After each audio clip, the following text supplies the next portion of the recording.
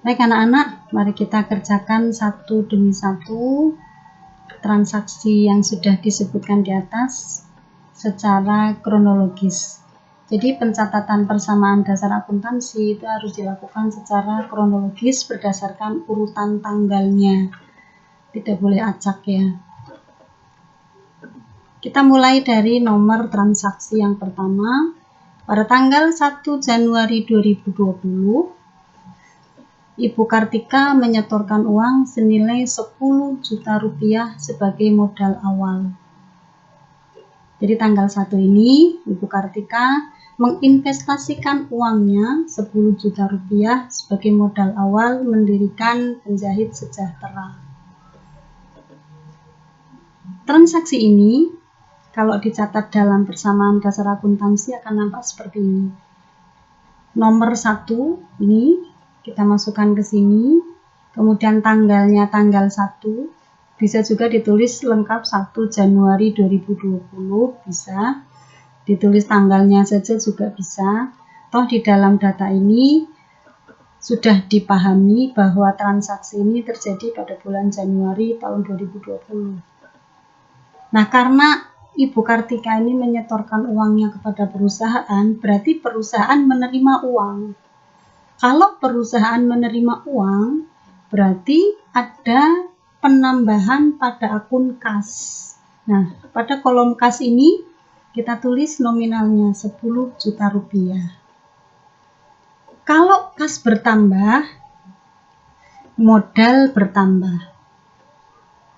Jadi karena ini merupakan setoran awal dari Ibu Kartika, merupakan investasi dari Ibu Kartika untuk mendirikan perusahaan penjahit ini, perusahaan jahitan baju ini, maka pada kolom modal kita tuliskan juga nominalnya 10 juta rupiah.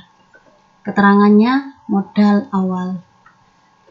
Anak-anak, harus kita perhatikan bahwa sisi aktiva yang saya beri warna biru ini nanti harus senantiasa sama dengan sisi pasiva yang saya beri warna pink di sebelah kanan. Jadi antara bilahan yang kiri ini, di sini yang harta atau aktiva ini harus senantiasa sama dengan pasiva. Jika angkanya berbeda, berarti ada yang salah di sana. Nah, ini sudah sama nih. Sebelah kiri pada kolom kas tertera 10 juta rupiah, kemudian sebelah kanan pada kolom modal tertera juga 10 juta rupiah. Berarti pencatatan persamaan dasar akuntansi nomor 1 pada tanggal 1 Januari selesai. Mari kita lanjutkan dengan pencatatan yang nomor 2. Transaksi kedua terjadi pada tanggal 2 Januari. Pada tanggal 2 Januari ini, Ibu Kartika membeli sebuah mesin jahit seharga Rp2.500.000, kemudian mesin obras seharga Rp3 juta, dan meja ukur seharga Rp500.000. Kalau kita jumlahkan angkanya, 2.500.000 ditambah 3 juta ditambah 500. Berarti pada tanggal 2 Januari ini Penjahit Sejahtera mengeluarkan uang atau mengeluarkan kas sebesar 6 juta rupiah. Bagaimana pencatatannya di persamaan dasar akuntansi? Mari kita lihat tabelnya. Ini nomornya nomor 2, tanggalnya juga tanggal 2. Karena perusahaan mengeluarkan uang, berarti ada aliran uang yang keluar dari dalam keluar perusahaan. Transaksi ini menyebabkan kas berkurang. Ini saya tulis kasnya 6 juta rupiah, saya beri warna merah tua. Ini menandakan kas ini berkurang.